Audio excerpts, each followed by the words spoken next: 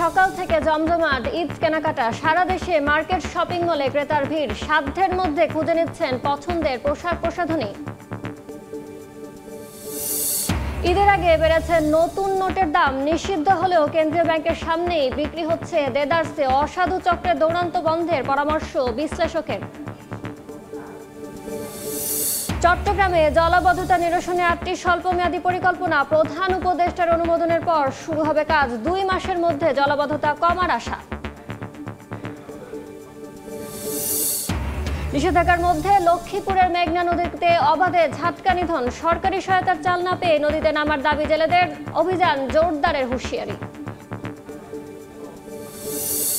এবং যুক্তরাষ্ট্র ভ্রমণের সতর্কতা জারি ব্রিটেন জার্মানির, বিদেশি দর্শনার্থীদের বিরুদ্ধে মার্কিন প্রশাসনের কঠোর অবস্থানের কারণে সিদ্ধান্ত, বলছে গণমাধ্যম।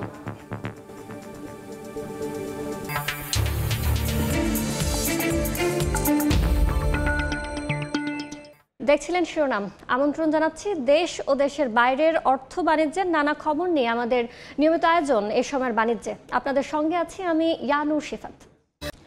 ছুটির দিনে সকাল থেকে জমজমাট ঈদ কেনাকাটা চলছে মার্কেট শপিং মলে। এই মুহূর্তে বসুন্ধরা শপিং মলে আছেন অন্তরা সেন এবং ফেনীর সদরে শহীদুল্লাহ কায়সার সড়কে আছেন সহকর্মী আতিয়া সজল।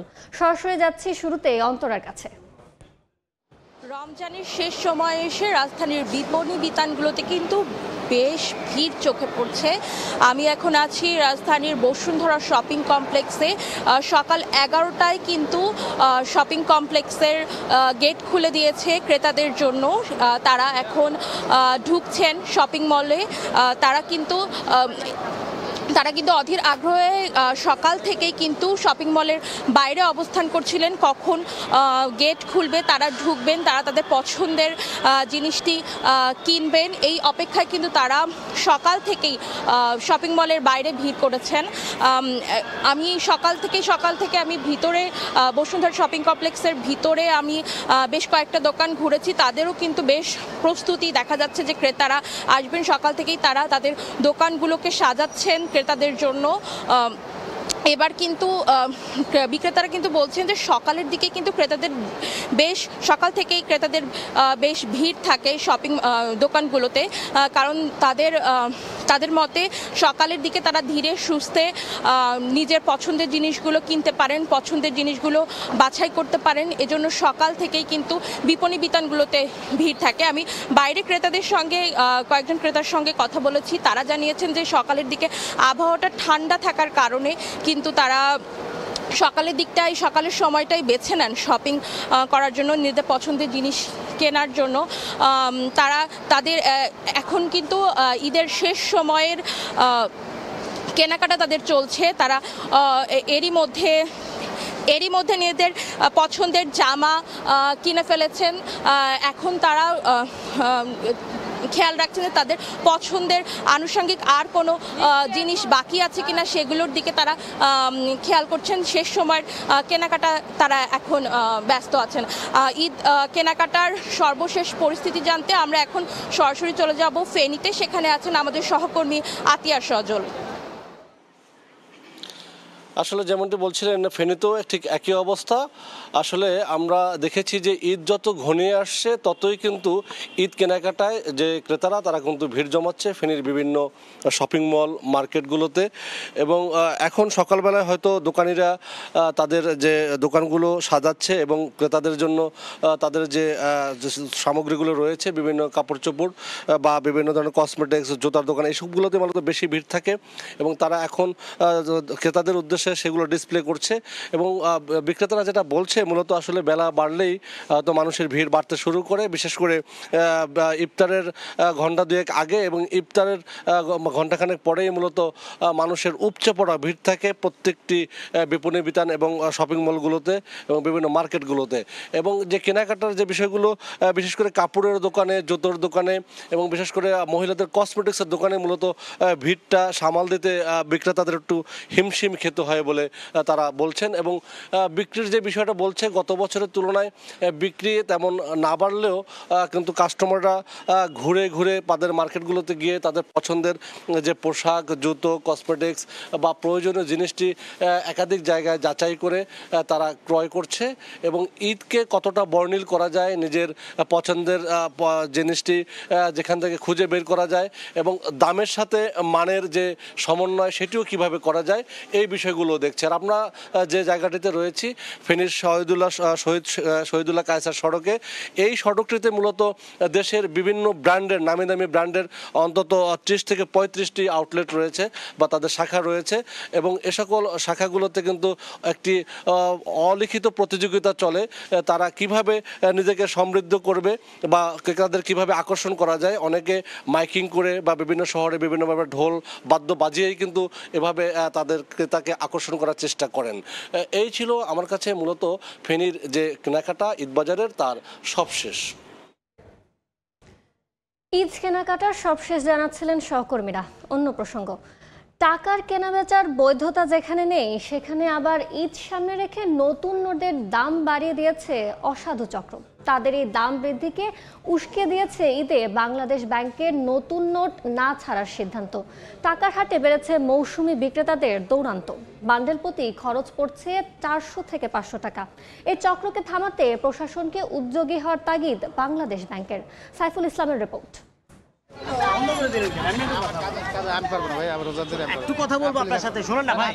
মতিঝিলে বাংলাদেশ ব্যাংকের নিচেই 10 টাকার একটি বান্ডেল বিক্রি হচ্ছে 1400 থেকে 1500 টাকায়। বাড়তি দাম হাঁকানোর বিষয়ে জানতে চাইলে ক্যামেরার উপস্থিতি টের পেয়ে অনেকে সটকে পড়েন। চলতি বছরের জন্য নতুন নোট না ছাড়ার ঘোষণা দিয়েছে কেন্দ্রীয় ব্যাংক। খোলা বাজারে যা পাওয়া যাচ্ছে তা মূলত 2 বছর আগের নোট। গুলিস্তান ও মতিঝিলের বিক্রেতারা 5 টাকার বান্ডেল 150 টাকার বেশি ও 10 টাকায় বেশি নিচ্ছেন 400 থেকে 500 টাকা। বছরের ব্যবধানে দ্বিগুণ দাম নিচ্ছেন 150 টাকার বান্ডিলেও। এবার কোনো টাকা ছাপানো হয় না, যার জন্য এখানে আসলাম যদি পাই। আগের বছরে কিনে স্টক করে রাখছিল এগুলা, অথচ বাংলাদেশ ব্যাংকের সামনেই টাকা পাওয়া যাচ্ছে নতুন টাকা। নতুন নোটের নিয়মিত বিক্রেতাদের দাবি, মৌসুমী ব্যবসায়ীরা দাম বাড়িয়ে দেয়ায় তারা বাধ্য হচ্ছেন বেশি দামে বিক্রি করতে। ব্যবসায়ী যত কাছে ছিল এগো কাছ থেকে আমরা ব্যাংক থেকে দিছে, এগুলো আগেরগুলো দিচ্ছে, নতুনগুলো দেয় না। খোলা বাজারে এভাবে টাকা বিক্রি করা বৈধ নয় বলে জানাচ্ছেন আর্থিক খাত বিশ্লেষকরা। এটা পুরাতন নোট হতে পারে বা নতুন নোট হতে পারে, 10 টাকার মধ্যে তো কোনো তখন নতুন নোট হলেও এটার ভ্যালু 10 টাকা, পুরাতন হলেও এটার ভ্যালু 10 টাকা। এখন নতুন নোটটা কেনার জন্য যদি আপনি পুরাতন 12 টাকা দিয়ে নতুন 10 টাকার নোটটা কিনতে হয়, এটা তো অবৈধ। এসব অনিয়ম ঠেকাতে কেন্দ্রীয় ব্যাংকের কোনো ভূমিকা নেই উল্লেখ করে সহকারী মুখপাত্র জানান, ব্যবস্থা নিতে হবে প্রশাসনকে। সরকারি নির্দেশনার কারণে বল থেকে নতুন টাকা ছাড়া বন্ধ আছে এবং সত্যিকার অর্থে বন্ধ আছে। বাজারে হয়তো যেগুলো আপনারা দেখছেন সেগুলো হচ্ছে আগে বিভিন্ন সময়ে বিভিন্ন জন যখন নিয়েছে সেগুলোই তারা বিক্রি করছে। কেন্দ্রীয় ব্যাংকের পক্ষে এইগুলো আর কন্ট্রোল করা এখানে সম্ভব না, এখানে পুলিশের আসলে যথেষ্ট সহায়তা দরকার। আগের দেয়া ঘোষণা অনুযায়ী 19 মার্চ থেকে নতুন নোট ছাড়ার কথা জানিয়েছিল বাংলাদেশ ব্যাংক। সাইফুল ইসলাম, সময় সংবাদ, ঢাকা। সমসাময়িক বিষয়ে গুলশানের জরুরি সংবাদ সম্মেলনে বক্তব্য রাখছেন বিএনপি মহাসচিব মির্জা ফখরুল ইসলাম আলমগীর। সরাসরি যাচ্ছে সেখানে। বিদ্যমান ফ্যাসিবাদ বিরোধী জাতীয় ঐক্য এই দেশ এবং দেশের মানুষের মূল চালিকা শক্তি। এই ঐক্যকে অক্ষুণ্ণ রেখে এই দেশকে এগিয়ে নিয়ে যেতে হবে, এর কোনো বিকল্প নেই। এই ঐক্যের চর্চাকে আমাদের রাজনৈতিক সংস্কৃতিতে পরিণত করতে হবে। আমরা এমন কোনো পদক্ষেপ নিতে পারি না যাতে করে ফ্যাসিবাদ বিরোধী জাতীয় ঐক্য এবং গণ ঐক্য বিনষ্ট হয় অথবা ফাটল ধরে। সুতরাং অন্তর্বর্তী সরকারকে সর্বোচ্চ নিরপেক্ষতার অবস্থান বজায় রাখতে হবে। কোনো মহলকে রাজনৈতিক ফায়দা হাসিলের এজেন্ডা যেন সরকারের কর্মপরিকল্পনার অংশ না হয়, সেদিকে সজাগ দৃষ্টি রাখতে হবে। প্রিয় সাংবাদিক বন্ধুগণ, সংস্কারের উদ্দেশ্য হল জনগণের জীবনমানের উন্নয়ন, জনসাধারণ জীবন ও সম্পদের নিরাপত্তা বিধান এবং জবাবদিহিতা ও আইনের শাসন নিশ্চয়তা বিধান করা, সর্বোপরি দেশের স্বাধীনতা সার্বভৌমত্বকে সুরক্ষিত করা। সংস্কার আগে নির্বাচন পরে কিংবা নির্বাচন আগে সংস্কার পরে এই ধরনের অনাবশ্যক বিতর্কের কোনো অবকাশ নেই। যেহেতু সংস্কার কি চলমান প্রক্রিয়া, সংস্কার ও নির্বাচন প্রক্রিয়া দুটোই একসাথে চলতে পারে। রাজনৈতিক দলগুলোর ঐক্যমতের ভিত্তিতে একটি চার্টার অফ রিফর্মস সংস্কার সনদ তৈরি হতেই পারে। নির্বাচিত সরকার পরবর্তীতে যা বাস্তবায়ন করবে। এমত অবস্থায় এখন অন্তর্বর্তী সরকারের মূলত করণীয় হচ্ছে একটি সুষ্ঠু, অবাধ ও গ্রহণযোগ্য নির্বাচন অনুষ্ঠানের লক্ষ্যে ঐক্যমতের ভিত্তিতে প্রয়োজনীয় সংস্কার শেষে দ্রুত একটি অবাধ ও নিরপেক্ষ জাতীয় নির্বাচন অনুষ্ঠানের আয়োজন করা এবং নির্বাচিত সরকারের নিকট দায়িত্ব হস্তান্তর করা। নির্বাচিত সরকার জনগণের কাঙ্ক্ষিত ঐক্যমত্যের সংস্কার সমূহ সম্পন্ন করবে, কেননা জনগণের নিকট দায়বদ্ধ ও ন্যায় বিচার এবং সুশাসন নিশ্চিত করতে অঙ্গীকারবদ্ধ নির্বাচিত সরকারের পক্ষেই গ্রহণযোগ্য সংস্কার সম্পাদন করা সম্ভব। অন্তর্বর্তী সরকারের কোনো কোনো উপদেষ্টা ক্ষমতায় থেকে রাজনৈতিক দল গঠন প্রক্রিয়ায় প্রত্যক্ষ পরোক্ষভাবে জড়িত থাকায় জনমনের সংশয় সৃষ্টি হয়েছে। এ প্রক্রিয়ায় প্রশাসন যন্ত্রকে ব্যবহার করার নানা প্রকার লক্ষণ ও প্রমাণ ক্রমেই প্রকাশ পাচ্ছে, যা দেশ ও গণতন্ত্রের জন্য মোটেই সুখকর নয়। প্রিয় সাংবাদিক ভাই ও বোনেরা, জাতীয় ঐক্যমত্য কমিশন কর্তৃক প্রেরিত স্প্রেডশিটে যে অপশন পছন্দগুলোর ঘরে ঠিক চিহ্ন দিতে বলা হয়েছে, তাতে একটি বিষয় প্রতিবাদ হয়েছে যে বিষয়গুলো প্রস্তাব আকারে আসতে পারত, তা প্রস্তাব না রেখে লিডিং কোশ্চেনের আকারে হ্যাঁ বা না উত্তর দিতে বলা হয়েছে। বক্তব্য রাখছিলেন মির্জা ফখরুল ইসলাম আলমগীর। রাজধানীর বাংলা মোটরে সংবাদ সম্মেলন করছে জাতীয় নাগরিক পার্টি, সরাসরি যাচ্ছে সেখানে। সংস্কার বিষয়ক আমাদের জায়গা থেকে প্রস্তাবনাগুলো দিয়েছি। সংবিধান, দুর্নীতি দমন কমিশন, স্থানীয় সরকার, মিডিয়া সহ যতগুলো গুরুত্বপূর্ণ, বিচার বিভাগ সহ যতগুলো গুরুত্বপূর্ণ কমিশন আছে সবাইকে আমরা আমাদের সংস্কার প্রতিবেদনগুলো দিয়েছিলাম এবং আর অন্যান্য অনেক স্টেক হোল্ডার তারাও দিয়েছেন এবং সেই সবের ভিত্তিতে জাতীয় ঐক্যমত্য কমিশন গঠিত হয়েছে এবং তারা একটা স্প্রেডশিট নিয়ে কাজ করছিল অনেকদিন। সর্বশেষ গত 5 মার্চ তারা আমাদের কাছে, আমাদের আহ্বায়ক বরাবর তাদের যে স্প্রেডশিটের যে সুপারিশমালা সেটা তারা পাঠান এবং তারা তখন 13 মার্চের মধ্যে এটা জমা দিতে বলেন। তো আমরা এটা সব, আপনারা জানেন যে আমরা যেহেতু ফ্যাসিবাদী ব্যবস্থা বিলোপের কথা বলেছি, সুতরাং এটা আমাদের প্রথম প্রায়োরিটির মধ্যে ছিল। কিন্তু যেহেতু আমরা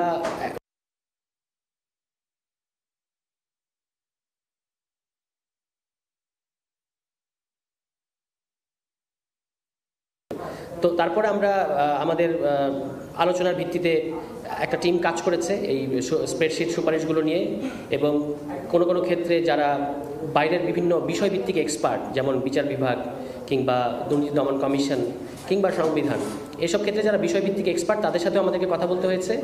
পাশাপাশি আমরা ভেবেছি যে মানে যারা এই গণঅভ্যুত্থানটার প্রধান, মানে যারা সবচেয়ে বেশি গুরুত্বপূর্ণ এবং আহত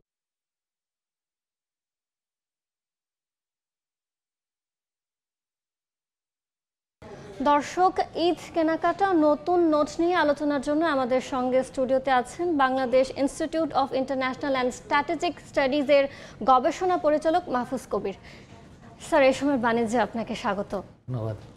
আমরা একটু আগে একটা প্রতিবেদন দেখছিলাম ব্যাংকের নতুন নোট নিয়ে। আমরা যেমনটা দেখলাম যে নতুন নোট এখন যেটা পাওয়া যাচ্ছে খোলা বাজারে সেটি 2022 সালের।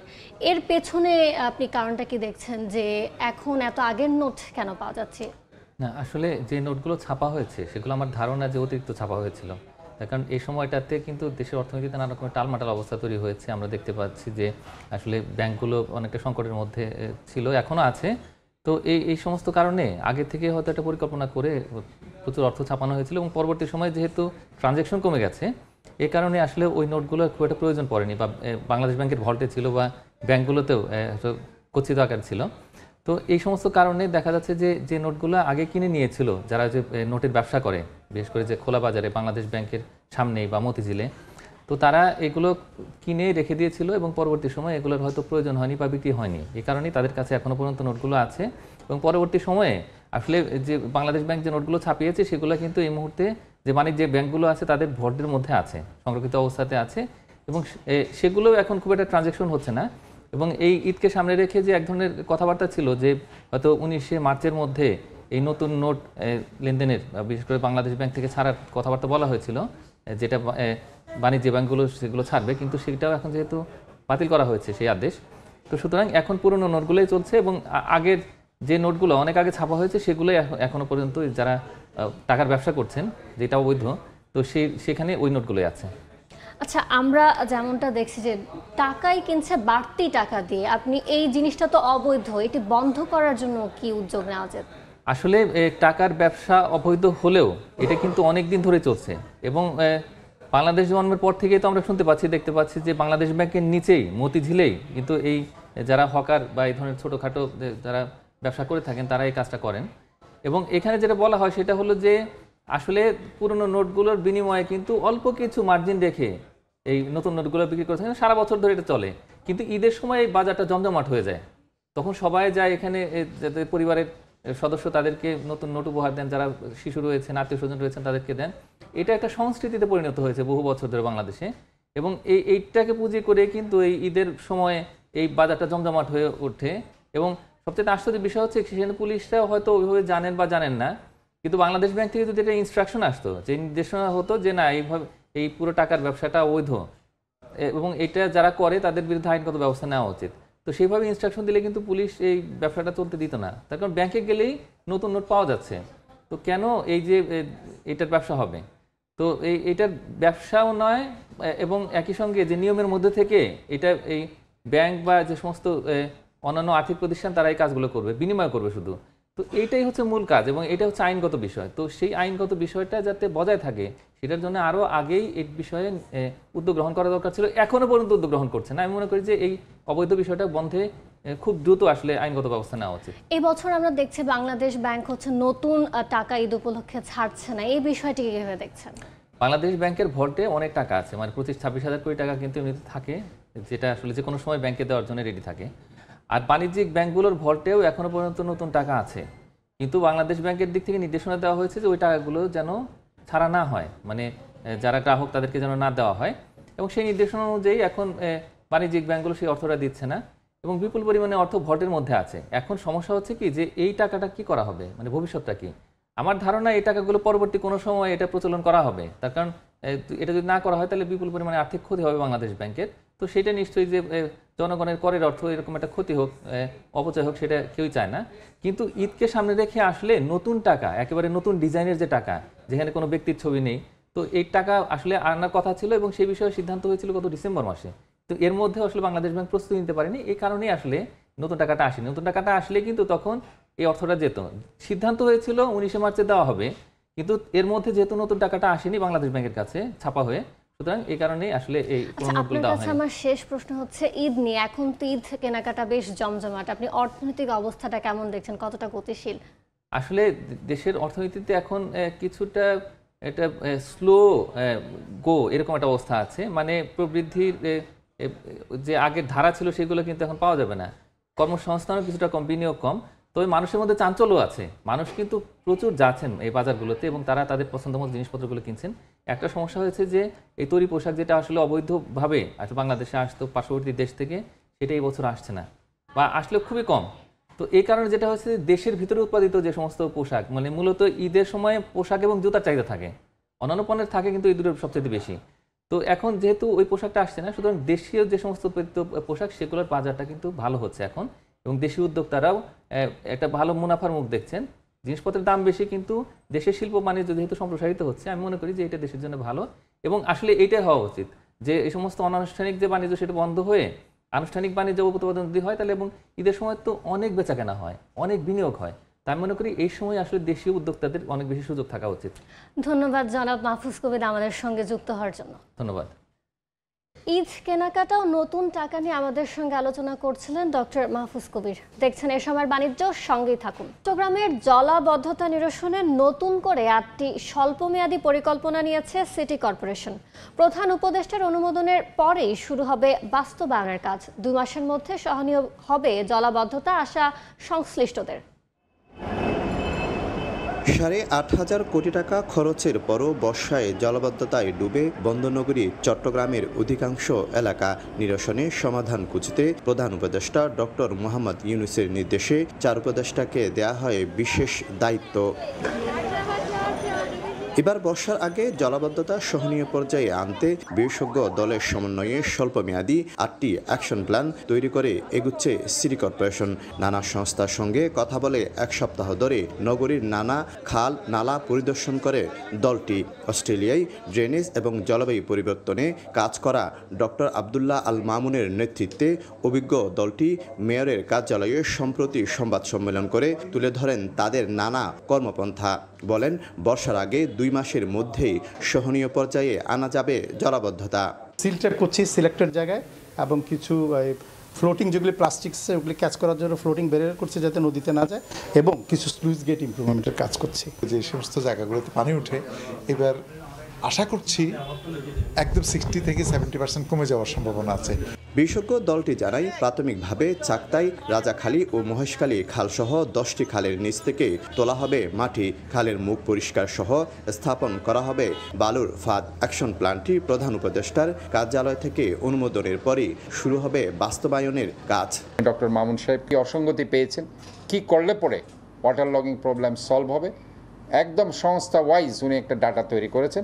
এত বছর ধরে আমরা কাজ করছি, 16 সাল থেকে উনি 17 দিনে যেটা রিকমেন্ডেশন করেছেন ওইটা এখন সবাই গ্রহণ করছে। বিশাল বড় খাল সবগুলা পানি ক্লোজ করে ফেলা হয়েছে, ওগুলো ভরাট এখন, যেহেতু ওখানে রিটেইনিং ওয়ালের কাজ হচ্ছে, বাদ হয়ে গেছে, তো পানিগুলো যাবে কোথায়? রাস্তায় ঢুকে যাচ্ছে। বাট যখনই আমরা নিউজটা পাচ্ছি আমরা ওইটা ট্রাবলটা শুট করতেছি। নগরীর জলাবদ্ধতা নিরসনে প্রকল্পের 36টি খাল ছাড়াও 21টি খাল ও নালা নিয়ে কাজ করছে সিটি কর্পোরেশন। শফিকুল আলম, সময় সংবাদ।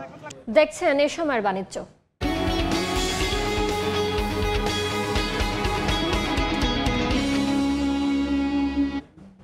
লক্ষ্মীপুরে মেঘনা নদীতে অবাধে চলছে জাটকা নিধন। মাছ ধরা নিষিদ্ধ থাকলেও মানছেন না জেলেরা। তাদের দাবি, সরকারি সহায়তার চাল না পাওয়ায় বাধ্য হয়ে মাছ ধরছেন তারা। লক্ষ্মীপুরের রামগতির চর আলেকজান্ডার থেকে চাঁদপুরের ষাটনল পর্যন্ত 100 কিলোমিটার এলাকা জুড়ে মেঘনা নদীতে চলছে ঝাটকা ও মাইলি সহ সব ধরনের মাছ ধরায় নিষেধাজ্ঞা। তবে তা মানছেন না অনেক জেলে। সেই সঙ্গে বিভিন্ন স্থানে হাট বসিয়ে প্রকাশ্যে চলছে মাছ বেচাকেনা। জেলেদের দাবি, সরকারি সহায়তার চাল পাননি তারা। পেটের দায়ে অনেকটা বাধ্য হয়ে মাছ ধরছেন তারা। এছাড়া বিজিএফ কার্ড বিতরণ নিয়েও নানা অভিযোগ রয়েছে জেলেদের। মানলে কি আমাকে ফ্যাট চলবো? আমাকে ফ্যাট চালাইতে হলে আমরা জাল বাইতে হইব। আমাদের কোনো চাল টাল কিছু দেয় না, মানে আমরা এই ফ্যাটের দায় কি এরকম বাধ্য হন সাইগা নদীতে যাইতাম। আমরা লেনদেন আছি না, কিস্তি আছি না, এই হিসাবে আমরা নদীতে চুরি করে ইলিশ মাছ ধরতে হয়। যারা জাল না পায় হেরা ঠিকই চাল পায়, নিষেধাজ্ঞা সফল করতে প্রয়োজনে অভিযান জোরদারের কথা জানান স্থানীয় মৎস্য কর্মকর্তা।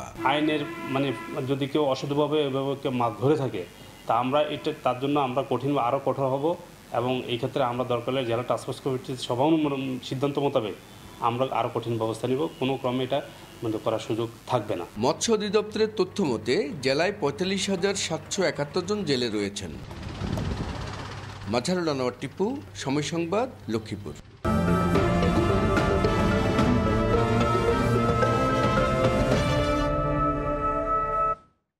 নোয়াখালীতে বাড়ছে হোগলা পাতার চাষ। তৈরি নানা পণ্য যাচ্ছে বিদেশেও। কর্মসংস্থান বাড়ছে নারীদের। রফতানি বাজার সম্প্রসারণে সরকারের নীতি সহায়তা চান ব্যবসায়ীরা। নোয়াখালীর সদর উপজেলার চরমটুয়া, আন্ডারচর, পূর্ব চরমটুয়া, কাদিরহানিফ সহ কয়েকটি ইউনিয়নে দিন দিন বাড়ছে হোগলা পাতার চাষ। নির্দিষ্ট সময়ে জমি থেকে কাঁচা পাতা কেটে তা শুকিয়ে তৈরি করা হয় দড়ি ও চাটাই সহ নানা সামগ্রী। এরপর তা দিয়ে আবার তৈরি করা হয় সোফা, টুকরি, ঝুড়ি সহ কুটির শিল্পের বিভিন্ন পণ্য। আর এসব তৈরিতে দিন দিন বাড়ছে নারীর অংশগ্রহণ। বুড়ো হয়ে গেছি, বাজার কোনো কাম কাজ করতে পারি না, কর্ম করতে পারি না, ওগুলো হাতাত আমরা কম কাজ করি। আমরা এই রশি ভাইয়া তুই কর্ম করি আবার খাই, এদিকে এদিক না যাই, আমরা বই মুড়ি ফাঁকি, এটাই আমাদের কর্ম। বউ আছে, মেয়েরা আছে, সবাই আমরা এগুলা বানাই। হোগলা পাতার তৈরি পণ্য যেমন যাচ্ছে দেশের বিভিন্ন জেলায়, তেমনি তা চীন, জাপান, সিঙ্গাপুর, কানাডা, ইতালি সহ বিভিন্ন দেশে হচ্ছে রপ্তানিও। সরকারের নীতি সহায়তা পেলে রপ্তানি আয় বাড়ানো সম্ভব বলে দাবি সংশ্লিষ্টদের। প্রতিটা ঘরে ঘরে কুটির শিল্প তৈরি হয়েছে, বিক্রি করি আমরা ঢাকা কোম্পানির কাছে। ওরা আবার উত্তরবঙ্গের মহিলা করে দিয়ে প্রোডাক্ট তৈরি করে। এখন আল্লাহর রহমতে আমার আন্ডারে 500,000 শ্রমিক কাজ করে। সরকারিভাবে কোনো সহযোগিতা পেলে আরো বেশি বেশি শ্রমিক কাজে লাগাতে পারবো। জেলা কৃষি সম্প্রসারণ অধিদপ্তর বলছে প্রতি বিঘা জমিতে হোগলা চাষে 5,000 টাকা খরচ হয়, বিপরীতে পাতা বিক্রি করা যায় 30 থেকে 40,000 টাকার। কৃষি বিভাগ চেষ্টা করতে, যেহেতু এখান থেকে কৃষকগণ লাভবান হচ্ছে, সেহেতু যাতে কেউ দ্রুত বৃদ্ধি পায়। চলতি অর্থ বছরে নোয়াখালী জেলায় 115 হেক্টর জমিতে হোগলা পাতার চাষ করা হয়েছে বলে জানিয়েছে কৃষি বিভাগ। সময় সংবাদ, নোয়াখালী। ক্ষেত্রে সতর্কতা জারি করেছে যুক্তরাজ্য ও জার্মানি। বৃহস্পতিবারে তথ্য জানায় বিভিন্ন আন্তর্জাতিক গণমাধ্যম। যুক্তরাষ্ট্রে ভ্রমণের ক্ষেত্রে সম্প্রতি নিজেদের নাগরিকের ওপর সতর্কতা জারি করেছে জার্মানি ও যুক্তরাজ্য। এ তথ্য জানায় বিভিন্ন গণমাধ্যম। বলা হয়, যুক্তরাষ্ট্রে সম্প্রতি বিদেশি দর্শনার্থী আটক ও তাদের নির্বাসনের কারণে এই সিদ্ধান্ত নিয়েছে লন্ডন ও বার্লিন। এ বিষয়ে ব্রিটিশ পররাষ্ট্র মন্ত্রণালয় তাদের নাগরিকদের ওপর যুক্তরাষ্ট্র ভ্রমণের ক্ষেত্রে সমস্ত নির্দেশনা মেনে চলার পরামর্শ দিয়েছে। এদিকে জার্মানি জানায়, যুক্তরাষ্ট্রে ভিসা প্রাপ্তি দেশটিতে প্রবেশের কোনো নিশ্চয়তা প্রদান করে না। এমন অন্তত 3টি উদাহরণ রয়েছে বলেও জানা গেছে। কোনো ব্যক্তি যুক্তরাষ্ট্রের ভূখণ্ডে প্রবেশ করতে পারবেন কিনা তা চূড়ান্তভাবে নির্ভর করবে দেশটির সীমান্ত কর্তৃপক্ষের ওপর। চলতি মাসের শুরুতে জ্যাসমিন মুনি নামে যুক্তরাষ্ট্রে কাজ করা একজন কানাডীয় অভিনেত্রী মেক্সিকোর সীমান্ত দিয়ে দেশটিতে প্রবেশের চেষ্টা করলে তাকে আটক করে ইমিগ্রেশন এবং কাস্টমস এনফোর্সমেন্টের সদস্যরা। ওই অভিনেত্রীর মায়ের দাবি, আটকের 12 দিন পর অত্যন্ত শোচনীয় অবস্থায় কানাডার ভ্যানকুভারের একটি ফ্লাইটে তাকে উঠিয়ে দেওয়া হয়। এখানেই শেষ নয়, গত মাসে একজন ফরাসি বিজ্ঞানীর ফোনে ট্রাম্প বিরোধী খুদে বার্তা পাওয়ায় তাকে যুক্তরাষ্ট্রে প্রবেশের অনুমতি দেয়নি কর্তৃপক্ষ। এদিকে মার্কিন প্রশাসন বলছে, দেশটিতে প্রবেশের নিয়ম নীতি কঠোর হতে পারে। কোনো ব্যক্তি যদি নিয়ম ভঙ্গ করেন তবে তিনি আটক হতে পারেন বলেও হুঁশিয়ারি দেওয়া হয়। মৌসুমী সাথী, সময় সংবাদ। এ ছিল সময়ের বাণিজ্যে, সঙ্গে থাকুন সময়।